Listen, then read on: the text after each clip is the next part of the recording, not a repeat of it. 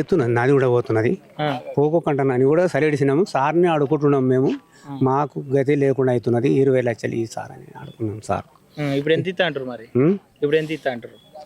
ఏమో 18 గట్లా గిట్లా 12, 13 అంటున్నాడు.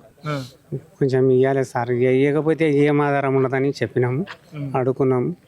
అది కాక అన్ని శక్తుల పని నిన్న చేసిన చదవడంకు మాకు సంబంధం లేదు. కలెక్టర్ కొట్టింది మీరేనా?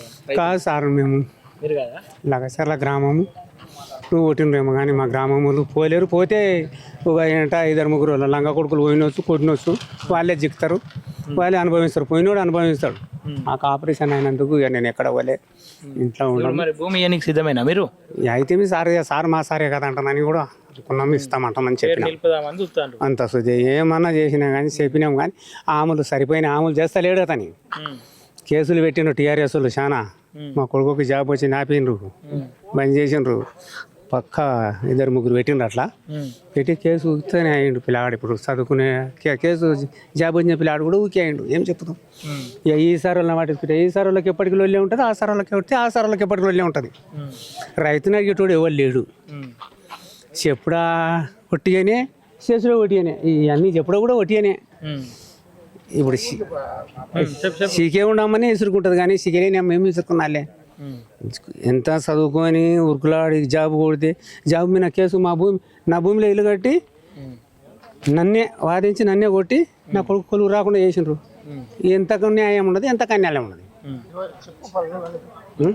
తెలుగు వాళ్ళ పిల్లలు భూమి నాది అంటే ఇట్లా రాజులను అందరిని అడుగు, ఈ పట్టణంలో అడుగు, మొత్తం అడుగు. భూమి నాది ఇప్పుడు కూడా చూపించొస్తాను ఆ జామీన్కి పోయి. మరి ఇప్పుడు జాగపోతుంది మరి ఎట్లా అనిపిస్తుంది? బాగా అనిపిస్తుందా? అసలు జీతమే వా ఎక్కడైనా పోతాం, ఇంకేం చేస్తాం. పిల్లని నకిలీ వా ఇట్లా చేస్తే భూమి ఇవ్వాలి అంటున్నారు. నా సరిత 10 మంది ఇచ్చిందేమో నేను కూడా ఇస్తా అంటున్నా కూడా అన్నాం. కానీ గిరికి జాబు పోయినందుకు పోయి హార్ట్ ఆపరేషన్, గుండె ఆపరేషన్ వచ్చింది నాకు. బాధతో ఏం చేస్తారు ఇక నేను. ఇప్పుడు ప్యాకేజ్ మరి పెంచాలని చెప్పేసి కోరుకుంటారు, ఏం కోరుకుంటారు? ఇక అదే 20 లక్షలన్నీ ఈసారి ఎక్కడన్నా పోయి బతుకుతామని అన్నాము. ఇంతకన్నాము. ఇక గిరియమన్న నిర్ణయం చేస్తాడా, మీరు అన్న చేస్తారా, ఎవరు చేస్తారు? కేసు అయితే ఉలాభరంగా వాని భూమి కాదు, ఆయన నాదే నరసింహులు పెట్టుకుని అడుగు భూమి నాదే వాళ్ళది చెప్తారు కదా సార్. నా భూమి నాకు అంత విభజన చేసి కేసు ఇళ్ళు పెట్టి పిల్లగాడు జాబ్ పోకుండా చేసిండు. సార్ ఏం అంటించుకుంటలేరు. ఏం చెప్తాను? ఎవరికి ఓటేస్తే 50 ఓట్లు ఉన్నాయి, ఎవరికి వేస్తే ఏం కాదు, తనది భరించనప్పుడు.